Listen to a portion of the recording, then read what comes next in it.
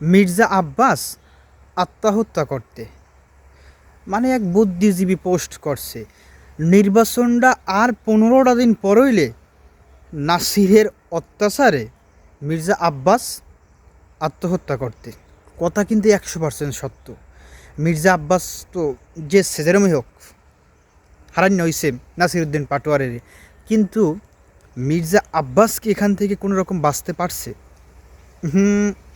মির্জা আব্বাসের নাসিরুদ্দিন পাটোয়ারির হাত থেকে বাঁচার কোনো সুযোগ নাই, কারণ হাবর তো জয়যুক্তি হয়ে গেছে।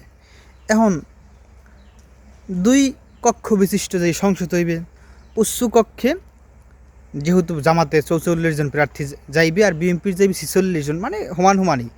কিন্তু এখানে নাসিরুদ্দিন পাটোয়ারি অবশ্যই যাইবে।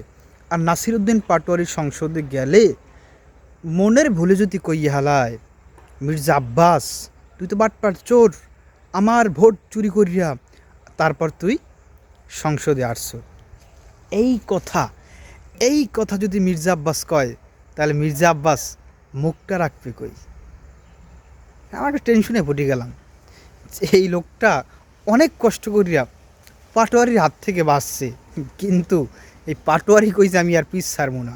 আর যে পাটোয়ারি মাল এ কইবেও যে তুমি আমার ভোট চুরি করিয়া ইঞ্জিনিয়ারিং করিয়া যেচ্ছ। যাই হোক, পাটোয়ারির জন্য শুভকামনা রইল, সেজন্য যুদ্ধটা কঠিনভাবে করতে পারে।